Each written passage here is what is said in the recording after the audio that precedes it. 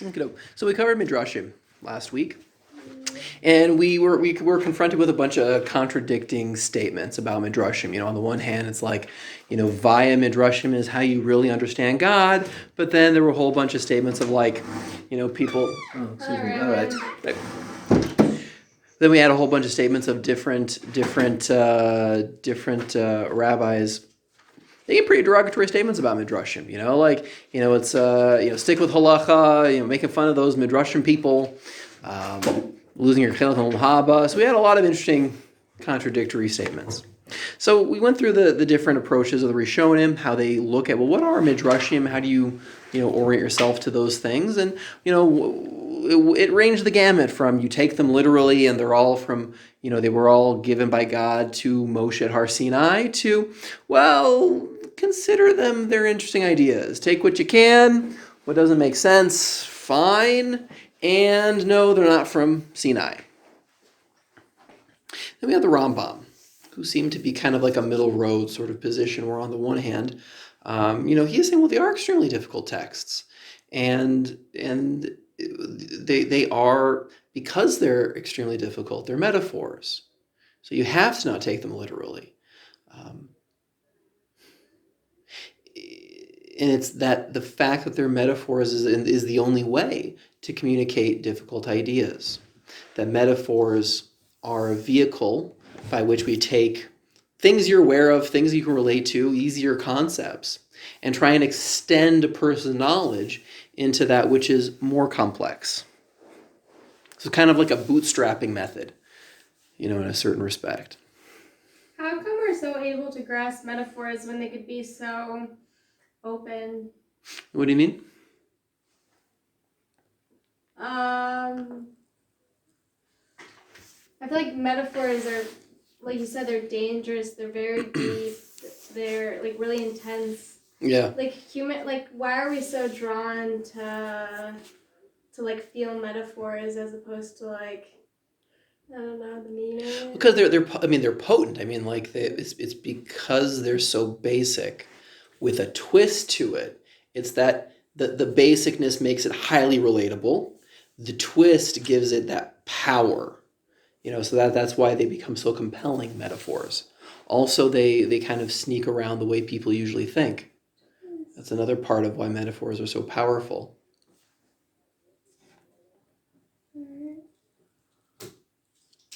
They're handy ways of sneaking around a person's bias. Right. Yeah. So, taking all that into consideration, where we left off was this idea that given all these factors, that within Midrashim, they're dealing with highly esoteric ideas, and they can be easily misunderstood. And one needs to be grounded in halacha, into a map of meaning. Again, like halacha being this sort of almost kind of like using behaviors or looking at behaviors in such a way that when doing the behaviors, that's what enables a person to actually discover moral truth. So it's almost like,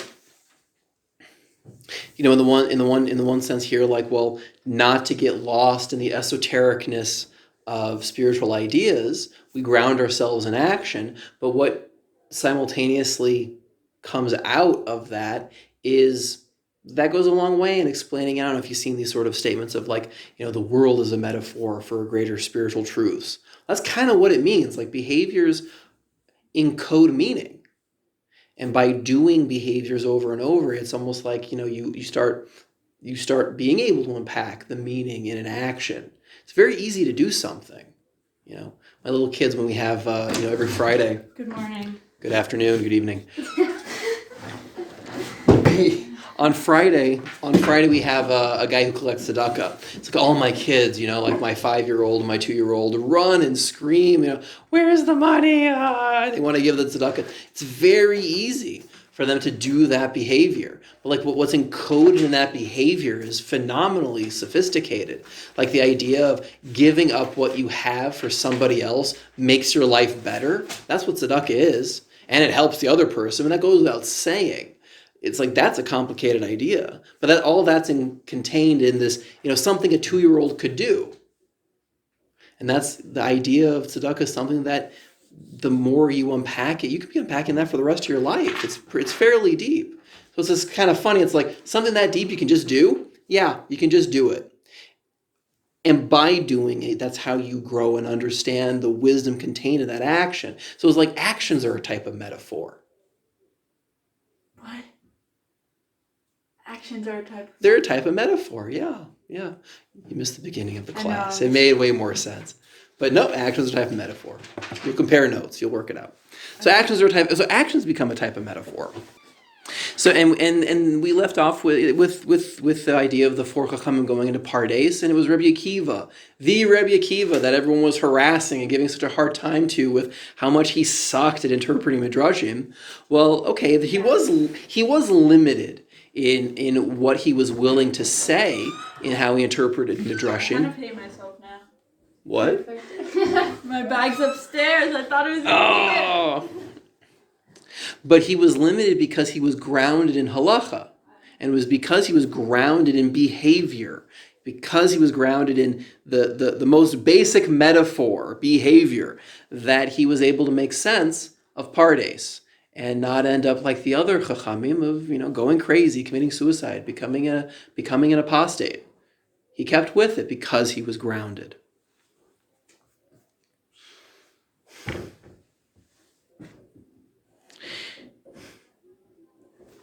The goal is to understand truth. And spiritual ideas can be so potent. How do you decide potent? Like there's it's so thick. Well, my metaphor for this is PTSD. Going into Pardes, confronting head-on midrashim. Well, that's like PTSD. Because what PTSD does is it challenges the beliefs a person has. It shatters the mental tools that you use to interpret the world. Definitions of fair, definitions of right, definitions of good, gone in an instant. I probably, excuse me if I missed things in this question, whatever. Is association, does that work the same way? Like you associate, isn't that the same thing? Similar? Of what? Same thing to? Like when you're describing PTSD, you said it's like, it just ruins a specific thing for you. It shatters a person's assumptions about themselves and the world. That's what PTSD does. It takes away your ability to understand and interpret the world around you. It's like, the classic example is people coming back from war. They realize the world is not just the way they understood it before they went off to war. And they realize that maybe they're not as good as they thought they were. It's like, I can't believe I did that. It's when people are full on confronted with evil and malevolence. That's what PTSD is. So it's I know the T stands for traumatic. Post-traumatic stress disorder. Whoa. So it's so traumatic that it changes. It's like you can't understand the world anymore because you thought going in the world is just people get what they deserve and the world's basically good and people basically want to do nice things, and then you go to Fallujah and you're having to be a sharpshooter and killing 5-year-old kids who are trying to use a bazooka to blow up an American tank. It's crazy. It's like, so who are you now? You just killed a 5-year-old. Are you good now? Are you fair? Is this just? Could that be similar to a person doing a lot of mind-altering drugs that... it won't be like they didn't actually go through a moment, rather they just changed their brain so they look at the world differently. Yeah. There's like unearned wisdom. You have these spiritual trips using, LSD, and well, maybe you're going to come out with some spirit. They do use psychedelics. They're starting to anyway in treatment of things like addictions and PTSD, and actually I see a lot of success. I think it's like with one psychedelic therapeutic experience, there's like an 80% success rate of solving addictions. Like drug addictions? Yeah. Drug, alcohol, smoking, it's great. And it's like there's no such thing as that sort of result when dealing with addictions. Like you're lucky if maybe you get the people to consider dropping the addictions when you're working with them. Like addictions are hard, notoriously hard to treat in the mental health field. So it's like one off, 80% cured, that's great. But it's also unearned wisdom. That might be that might carry with it a price you were unaware of. So it's like, But I feel like that beware. Yeah. It's good results, something worth to explore. You go through a controlled LSD thing. Yeah. How do you solve drug addictions? Yeah. I mean, there's one, I forget the guy's name. There's one particular research in the United States. It's like he has all the license from the government to do his research. He's like the guy. And it's very hard to like it's good research wise, but it's like have very high standards for the type of research he can do. He can't screw around 1 inch. And man, like he has like the most amazing stuff coming out of his lab, on this topic. But you're right. Is like, well, these things are life altering. It's like, what is it? It's like 10% of 10% of all trips is going to be a terrifying experience. I think the guy who he accidentally invented LSD. Got some accidentally on his hand, and it's like, can you imagine this? Like, this 45-year-old scientist, like bald, the older guy, like he's riding on his bicycle because the gates of hell were trying to devour him on his way home from work. Like he didn't know what was going on, that guy. Yeah, and so it's like 10% of people are gonna have a bad trip. I mean, 10% of the time. So yeah, watch out. First of all, it sounds like you kind of support it in therapy, which is. Support the research. Oh. Support the research. Keep it up. Like those are promising results. Yeah. Yeah, but the person. But this does not mean when you go back to your dorm, go get some shrooms. Like, I'm not saying that. Sign yourself up for the research project. Yeah, right. Sign yourself for the research project. Signing life away. That's wild. Yeah.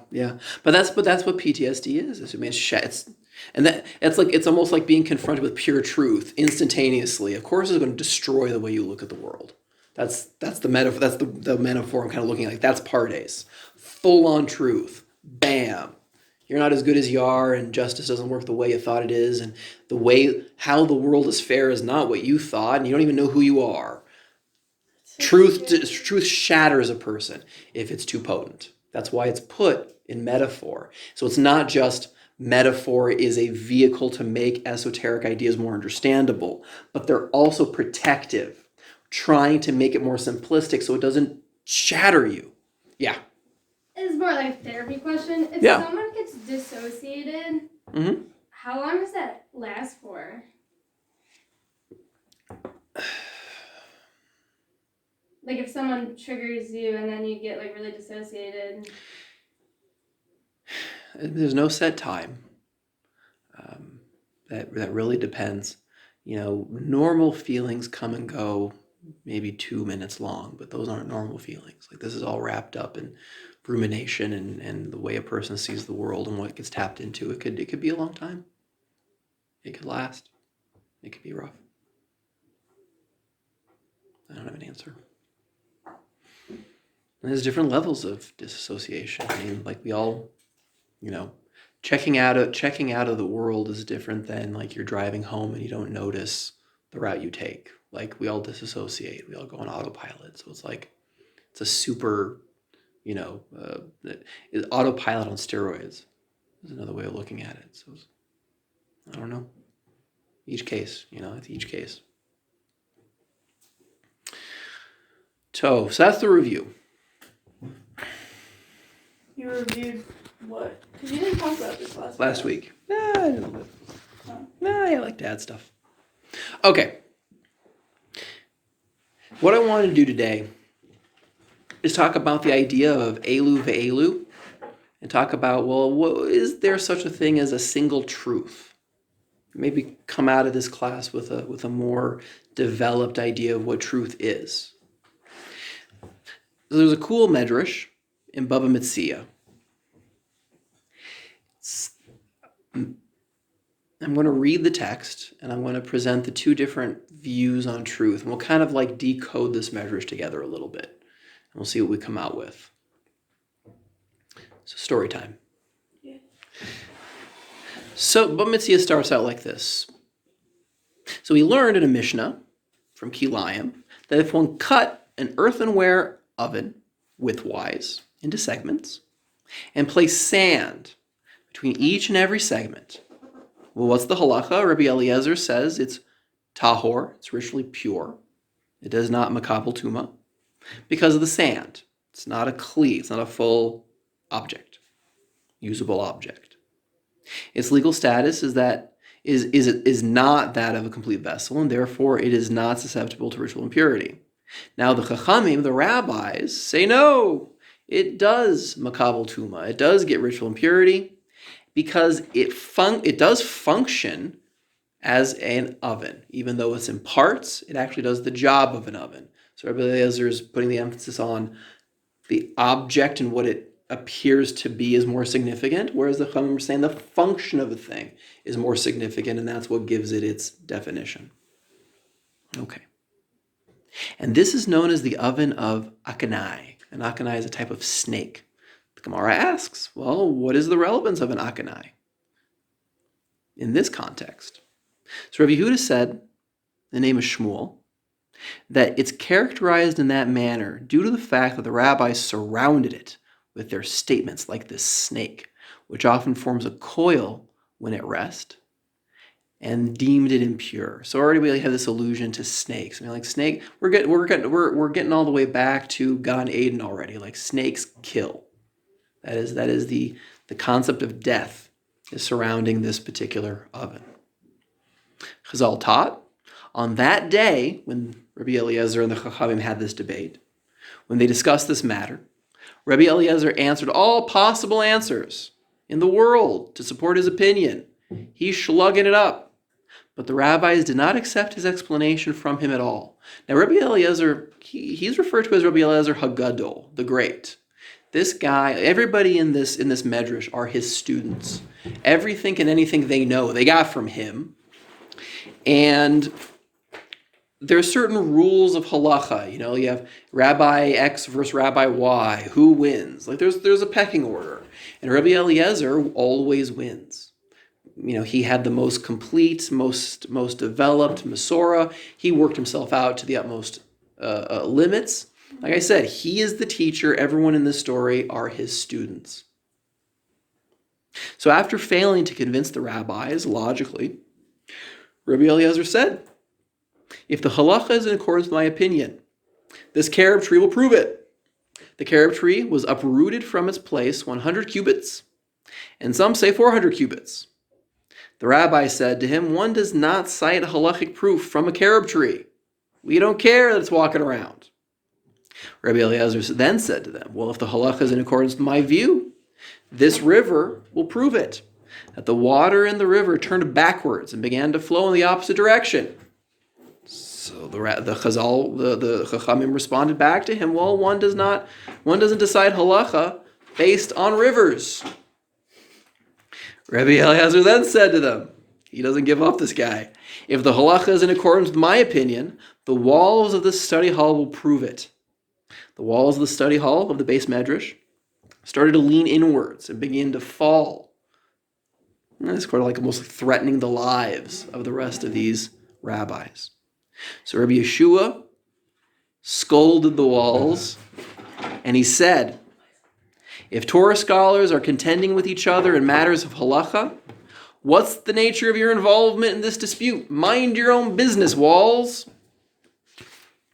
Then the Gemara relates that the walls did not fall because they were giving kavod to Rabbi Yeshua. But they didn't straighten up either because of the deference they had, the kavod they were giving to Rabbi Eliezer.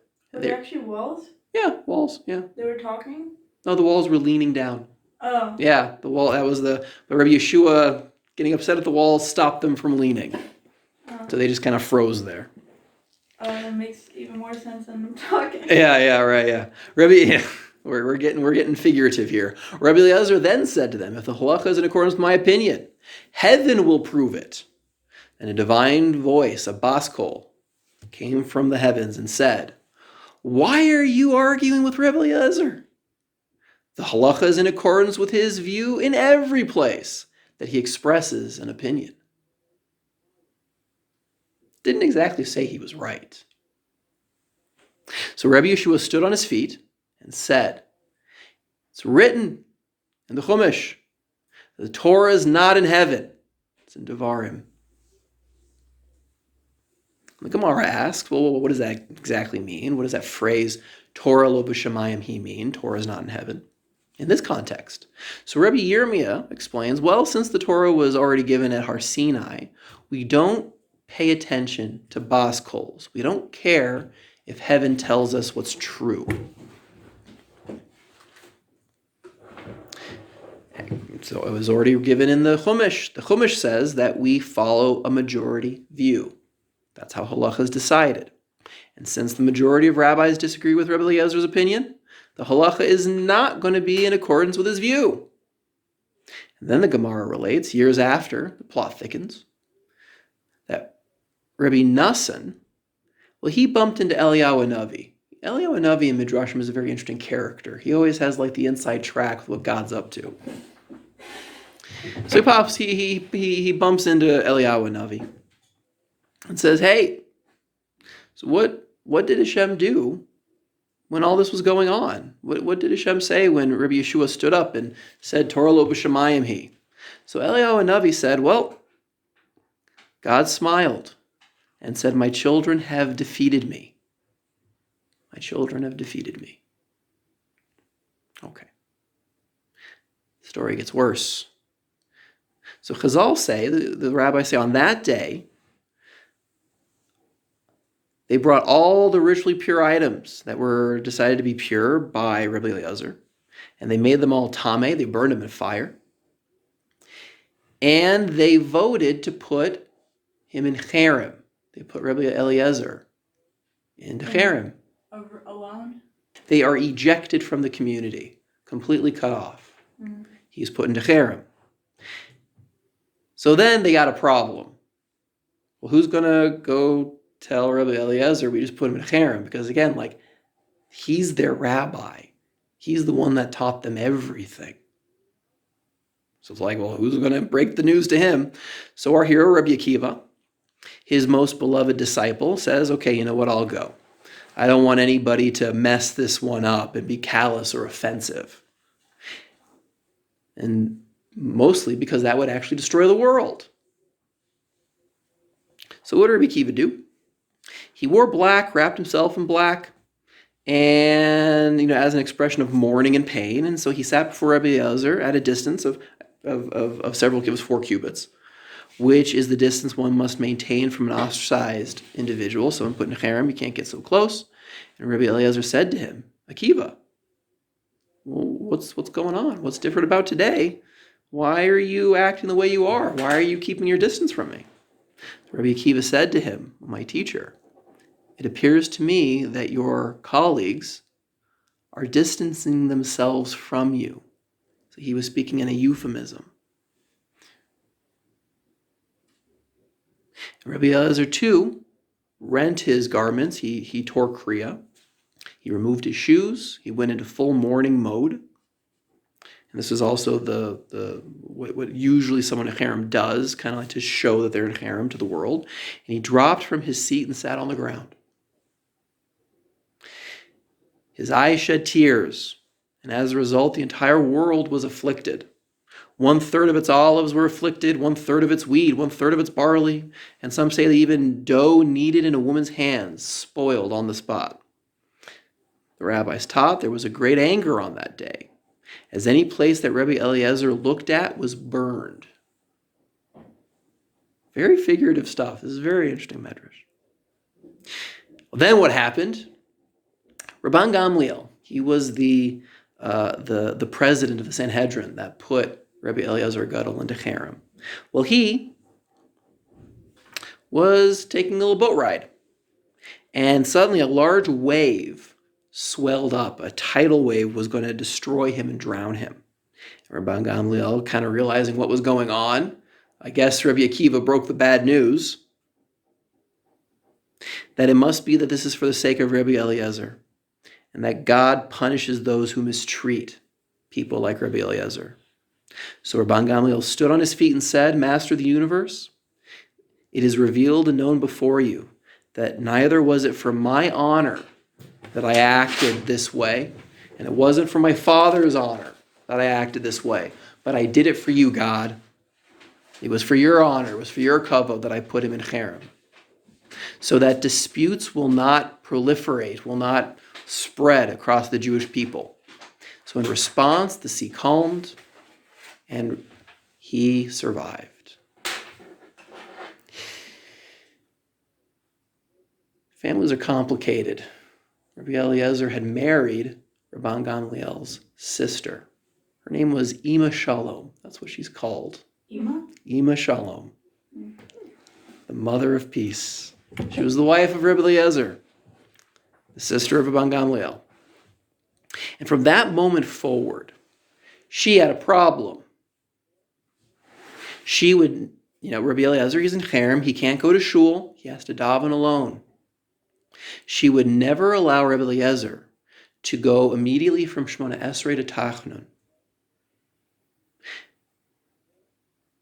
She feared that if her husband would do that, bemoaning his fate, and pray at that moment about the troubles he had in his life, that her brother would be instantaneously punished. That was her worry. So there was a certain day, could have been that it was Rosh Chodesh. She didn't know that it was Rosh Chodesh. There was she thought it was Rosh Chodesh. There was not going to be Tachnun. She had nothing to worry about, but she was wrong. And so she got distracted. She wasn't on top of her game here. And Rabbi Eliezer immediately went into Tachnun from Shmona Esrei. And when she came back to her husband, saw what had happened, she said to him, "Get up, you've killed my brother." And that moment they heard the sounds of a shofar from the house of Rabban Gamliel that was announcing that he had died. Rabbi Eliezer said to her, "How did you know your brother would die?" Because Rabbi Eliezer was not davening for him to die. That's not the point. He's just expressing the pain he is going through in life. So she said to him, "Well, I have a tradition that I received from my father and from his father, that all the gates of heaven are open to people who are victims of mistreatment. They might be closed to everyone else, but those people, they're always open." That's the Medrash.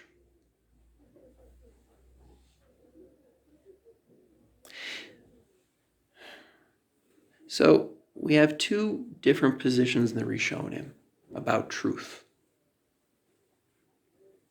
We have Rashi. Rashi holds that there is only one truth. In any halachic position, it is either permitted or forbidden. It is either tahor or tameh, and only one is correct. So the way that he looks at ideas like elu ve'elu, how could it be, these and these are the words of God? Well, the way Rashi understands it is one is true. One position, halacha, is the true position. But the rationale people give, that's what we're referring to when we talk about elu ve'elu. Things can sound reasonable. People do use logic. They have the power of reason. But there's only one truth, says Rashi. There's a sefer, Emunas Chachamim, kind of takes this one a little further. He makes fun of people who believe elu ve'elu means that there's, both things can be true. It's like, no. What elu ve'elu is ultimately is the recognition that different rabbis, different people are both striving for truth with the same desire, with the same heart, the same passion. And that in that way, it's considered equal.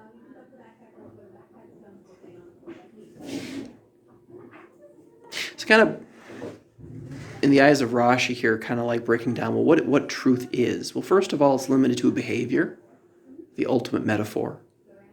And it's in relation to environmental factors. That's what halacha is. So what makes up truth then is what you do in the face of what others are doing at the same time, like collecting tzedakah, guys at your door. What you do in the face of what others do at the same time. Yeah. What others are doing, meaning someone's at my door collecting tzedakah, my act of truth is in relation to what another person is doing.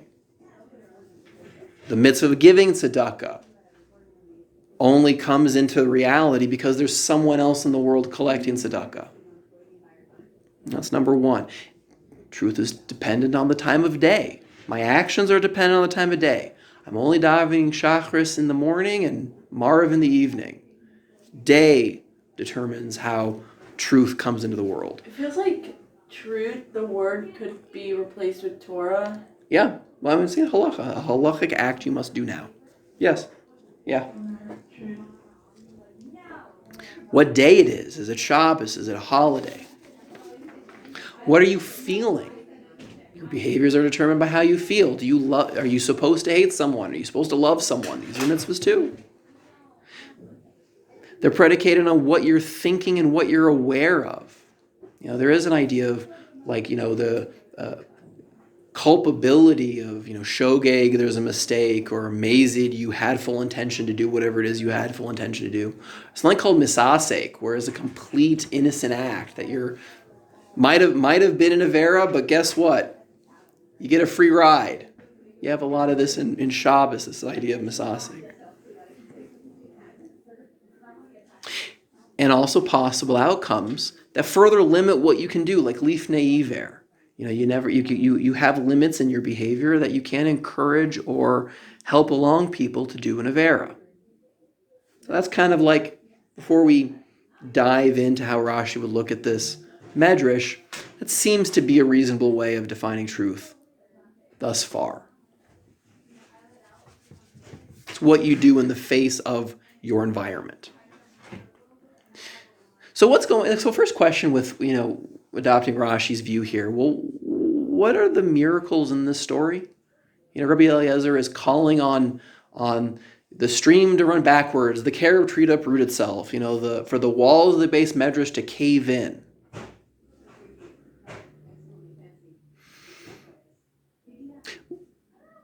Why didn't Chazal buy that? Why didn't they say, oh wow, carob tree's walking? Well, I guess you're right, Rabbi Eliezer.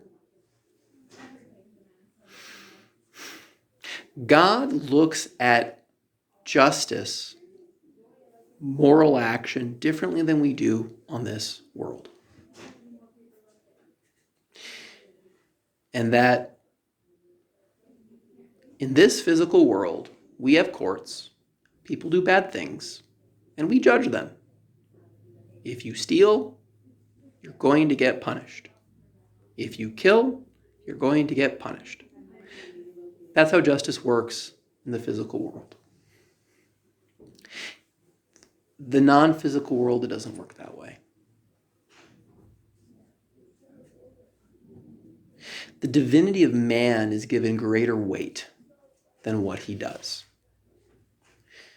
What does that mean? Sorry. I'm going to give him a good. I'm throwing a lot of midrashim at you guys today. It's Gemara Pesachim that talks about Rabbi Yeshua ben Levi, that he died and he was resuscitated. So everyone was very interested. Oh, what did you see, Rabbi? What did you see, Rabbi Yeshua? And he said that when he died and he went to Olam Haba, he said it's a world that's upside down. That those people who are lowly in this world are on top, and those who are on top are at the bottom. That's how Olam Haba works. So one of the Rishonim, the Mabit, understands this medrash as meaning, well, again, in the physical world, we only judge the consequences of your actions. Did you steal? Did you kill? And that's it. But Shemayim looks at your effort, where you started from. What were all the limits and all the restrictions and all the things you had to overcome? It looks more at the individual than what the person does. So when looking at this story, why did Chazal not pay attention to any of these miracles? Well, it was because Shemayim does seem to consider more the individual more than action. I mean, it's hard to pull them apart. I'm kind of making an artificial dichotomy here, but Rabbi Eliezer, like I said, he demanded, and this is a theme in the Medrash of like they're worried that the world will be destroyed. What will be the outcome? What if we tell him he's in a harem? Got to watch out. Or the part about how the repercussions in the physical world when he was ostracized, when he was put in a harem. Shemayim wants to give people like that kavod. And so the reason why they rejected all those miracles is because, well, maybe they're not proofs at all to what is true, but rather is an expression of the man's spiritual greatness. That's why they didn't pay attention to them.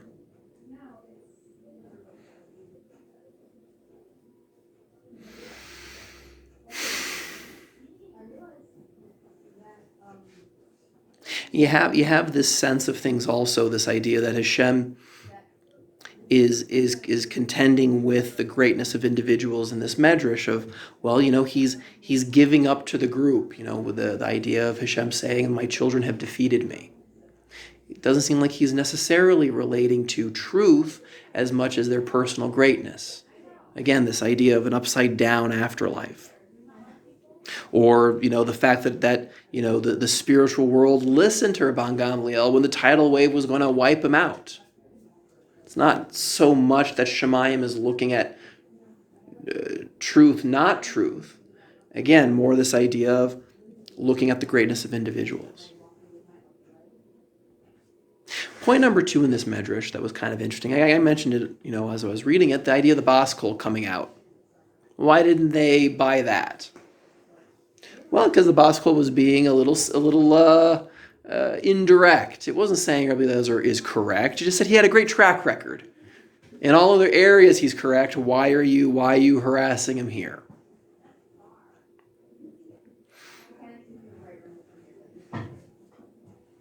Again, the idea of Shemayim considering the individual and not necessarily the consequence of his actions. And the last thing, Rabbi Yeshua's statement of Torah lo b'shamayim hi, the Torah is not in heaven. How do you make sense of that? It reminded me of the Gemara Shabbos. There's a medrash there about what was going on when Moshe Rabbeinu was receiving the Torah. So he goes up to Shemayim, he's hanging out there, and the Malachim start to object. The angels don't like the fact that the Torah is going to go to people. So Hashem kind of says to Moshe Rabbeinu, okay, take care of them, let them know why they're wrong. And what basically the Medrash is teasing out of this idea, the way that Moshe responds to these angels, is he says, hey, look, read the text. There's all this physical stuff in the text. Do you guys have babies? No. Well, there's all these halachas about babies. Do you guys die? No. Well, there's all these halachas about death. Did you have to be slaves in Mitzrayim? No. Well, it has nothing to do with you, says Moshe. And when he showed that to the angels, they were like, hey, man's got a point. And then they stopped complaining about Moshe getting the Torah. So that's kind of weird. It's like, what's going on there? Moral action only makes sense in a physical world. That's the bottom line. That truth is a type of creation that emerges out of limitedness. Because if we're saying, hey, the Torah is true, the Torah is a map of meaning, it's, we have, there's been midrashim that talk about how, that Hashem is in Bereshis Rabbah, the beginning there, where, Hashem looked into the Torah and created the world. That, the Torah is looked at as like it's a type of tool that Hashem used to create the world. Is that a true thing again? Yeah, I want to double back to that. Yeah, I want to double back to that. That we see in the Medrash in Bereshis Rabbah that, Hashem, it's like the Torah is literally a blueprint. It's a plan, a diagram of how to arrange the world. It's a map. And God looks at it and created the world based on that. Well, the world is limited. That's what it is by definition. So it's like moral action can only come out of that which is limited. It's creativity. Because you think about what creativity is. It's really cool, the relationship. If you want to be, the more creative you want to be, put more limits on yourself. You're less creative when you have unlimited resources, unlimited playing field to do whatever it is you want.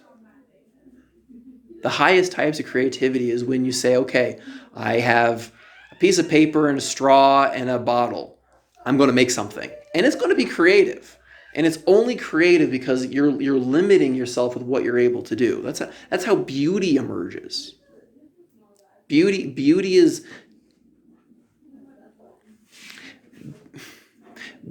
is showing how, despite being limited, you're able to make something amazing. It's a type of transcendence despite limitedness. You're showing despite being limited, you're... That's what makes creativity beautiful. No, but you said in the what was that sentence? Beauty showing despite being limited. That's how the creativity emerges, because it's confronting limit. That's what creativity is. And so it's like, well, okay, fine. Like, well, if the world is limited, the world's a creative thing. The Torah is a blueprint for something which is limited. So it's like, well, kind of putting these pieces together, it's almost as though like truth's looked at via halachic perspective. Well, that just limits more of the world. It's like we live in a limited world, we live in a created world, and what halacha does is it says, okay, world, guess what? I'm limiting you more. There are things which are permitted, there are things that are prohibited. There are things that are tahor, there are things that are tameh. It's reducing the object in front of you to only one thing. It's a value judgment, disregarding all other possibilities, all other ways of looking at an object in front of you, or a person or an event. It's like by simply asking, I mean, another angle of this is like thinking about moral action in a more broad sense, is we're always asking, well, trying to be more moral, what we're really asking is, well, first we look at, well, what is? And then we ask ourselves, well, what should be? And then we go in that direction. It's like you pick one direction. That doing and in a moral sense, the value judgments being made is further limiting of the world. And that's a creative act. That creation in of itself is going from, well, Hashem, which is infinite, Hashem, which that cannot be defined. He snaps his proverbial fingers, and all of a sudden there's limit and boundary. That's creation. It's a funny thing. Like, we think about creation as so amazing, but it's actually making limitedness. That's kind of, I mean, like, it almost sounds kind of lame put that way, as like the power of creation. Now you're stuck in a room and you can't leave. It's like, okay, there's boundary now. Well, okay, that's fascinating. But that's what creativity is. That's how beauty emerges in the world. Isn't that what you said, but basically switched? Like, you're creative with the more limits on yourself, but Hashem created the world, but with it, he basically created limits. Yes, he created limits. And then you come along and have to make more limits. That's the halachic process. That's paskening halacha. You have a cup in front of you. It could be anything. And I have a question. Rabbi, is this mutter or usser to drink? Usser. I have limited creation further. I could have said mutter. Well, that's also limiting because I'm excluding all other possibilities. I'm excluding the possibility of prohibited. I further create limit when I have to make a value judgment, when I give a psak and halacha. And that's what it means to be a partner in creation. So again, like looking at truth in this way, truth is limited. That is the definition of truth. Truth is the refinement of limited being more and more and more. Why? Because truth tells a person what to do? and excludes all other options.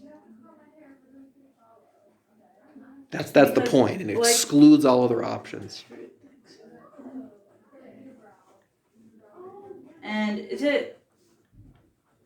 And that's what makes it limiting, because a person could have, I mean, I'm basically just saying what you're saying, but I want you to see if it's true.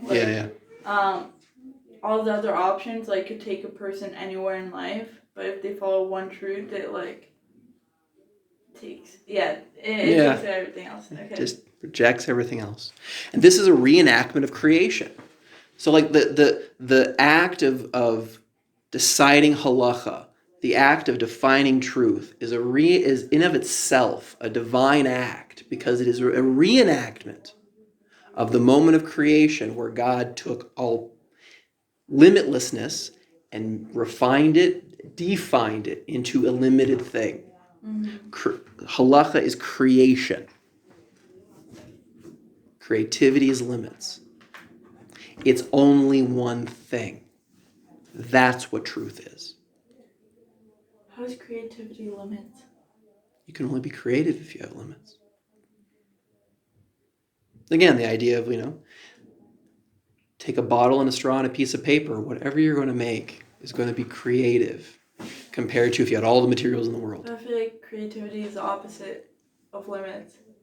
You said the more creative you are comes with the more limits you have. Yeah. But how is creativity limits? Is what? Why are you smiling? Well, can I put it back on your own experience? Like, I don't know, what makes a one-man band interesting? That it's pretty man is able to do so many things. Yeah, just one guy. Yeah. That's creative. But can creativity be... It's against limits. It's like... You feel that, but it's what I'm suggesting is the feeling that it doesn't have limits is because you were limited in what you were using. The creativity aspect was confronting limitedness, but because you went with it and you... Whatever came out. Like it feels like it's more. It feels like it's transcendent. Yeah. But it's only feeling amazing. It's only feeling transcendent because of the limits that you had. Like the one-man band. Yeah. I don't know, people like one-man bands. They're interesting because it's a creative... That's my... Yeah. I think a person could say instead creativity can't really exist without limits. And another way of putting it is music. Music is highly limited because you're choosing only specific notes. No one would enjoy listening to any song that's all notes at the same time. That's called noise. That's the horn of a bus as it's blowing, in your ear. But music is specifically this note and only this note, this limited scale, and only that. That's another way of looking at, jazz music is a good example. Jazz is the beauty of jazz is you're limited to a couple type of scales, and you have to play within those boundaries. But you put 4 or 5 guys together, tell them just go at it by limiting them to those scales. They make great music. Jazz it's impromptu because it's limited, because you can only use those couple scales. And that's it, nothing else. So for Rashi, acting out truth is a limiting act. And because it's a limiting act, it can only be one thing.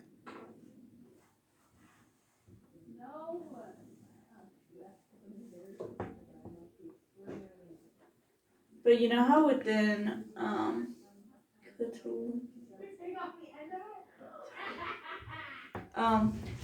halacha though, people could have different approaches to it. So within the one thing, there's different. So we don't have time to get into this because the other position is the Ron. Little teaser for next week. The Ron has a very different definition of truth, Yeah. does make room for the idea of multiple truths, and we'll get to that. We'll get to that next week. But for our purposes today, what Rashi would say is, well, no, there's only one truth, and all those are wrong. So All these other positions are wrong, says Rashi. There are no multiple halachic positions.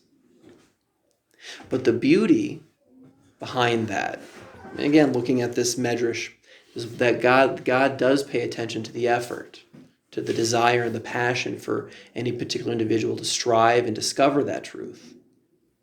That's worth something. That's worth God altering the natural laws. That's how impressive, that's how amazing that desire for pursuit of truth is. That's considered in Shemayim, but it's not considered in this world. There's only one truth, and that's it. The other cool thing about Rashi is that they're implicit in Rashi's position is he believes you can find it. It's not a lost cause. Sure, halacha is complex, but there's an implicit belief in the capabilities of man. It's what it means to be divine. You have to believe in yourself. That's what it means to have Tselem Elokim. It's not a high standard. It's like, no, you're capable. what do you mean believe in yourself? Like That you can arrive at truth. That you can reveal it to yourself. You can discover it. You can figure it out. You're not lost. That's the implicit assumption of Rashi. yeah.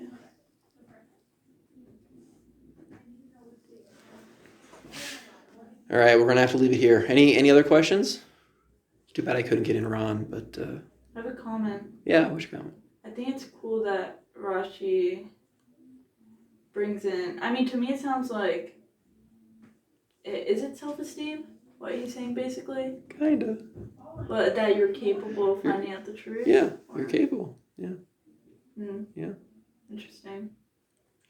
As long as you're obligated to keep halacha, you're capable of discovering the truth. Yeah. Yep. All right. We'll call it a day. And we'll push on next week with the Ron.